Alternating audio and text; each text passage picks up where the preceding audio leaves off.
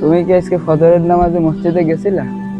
না ভাই, আজকে বৃষ্টি হচ্ছিল তো, এজন্য উঠতে পারি নাই। আমাদের হুজুর তো ভিআইপি, শুনলাম উনি নাকি আবার বেতন বাড়ানোর কথা বলছে। মজা করো না সালে। তুমি ওনার বর্তমান বেতন জানো? মাত্র 3,500 টাকা। মাসের শেষে তাকে ধার করে চলতে হয়। কি বলো? আমি তো মাসে সিগারেটে 2,000 টাকা উড়িয়ে ফেলি। আমরা এমন মানুষকে সম্মান না দিয়ে কেন ইসলাম নিয়ে হাসি? কি অবস্থা? কি আলোচনা হচ্ছে?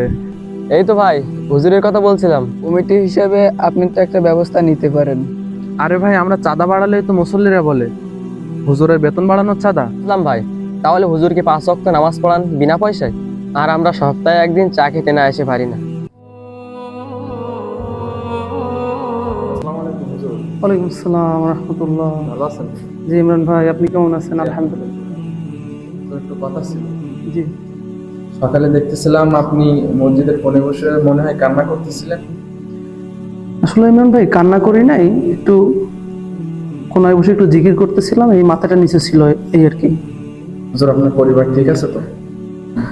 আসলে কি ইমরান ভাই, মেয়েটার বয়স 4.5 বছর হয়েছে। মেয়েটা স্কুলে যাওয়ার জন্য খুবই লাফালাফি করছে, কিন্তু আসলে দুঃখের কথা, লজ্জার কথা, মেয়েটাকে আসলে একবার স্যান্ডেল দিব, সে যে নতুন জুতা পরে স্কুলে যেতে চায়, সেটাও দিতে পারছি না। 3,500 টাকা মসজিদের বেতন, সংসারে চলে না, মেয়ের জুতা দিব কিভাবে?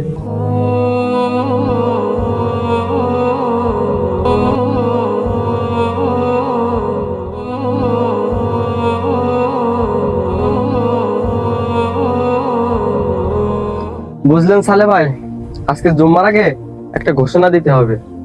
আগে ভাবতাম ইমাম সাহেবরা আল্লাহর জন্য কাজ করে, এখন বুঝি ওনারাও মানুষ। আমরা মসজিদের সৌন্দর্য আনতে চাই, অথচ যার কণ্ঠে কোরআন বাজে তার জীবনে অন্ধকার। আসসালামু আলাইকুম ভাইরা, খুতবার আগে আজকে আমি কিছু কথা বলতে চাই।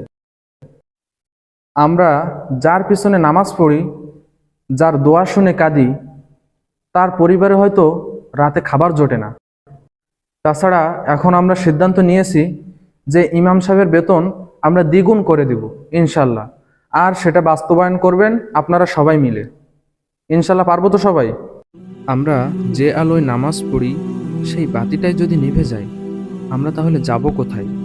ইমাম সাহেব আমাদের দিনের দর্পণ, চাঁদা দিয়ে মসজিদ রাঙাই, কিন্তু হুজুরের মনটাকে যদি ভাঙা রাখি, তাহলে কিসের ইবাদত? ইমাম সাহেব শুধু নামাজ পড়ান না, সমাজের বাতিঘর। সম্মান দিন, দায়িত্ব নিন আজ থেকেই।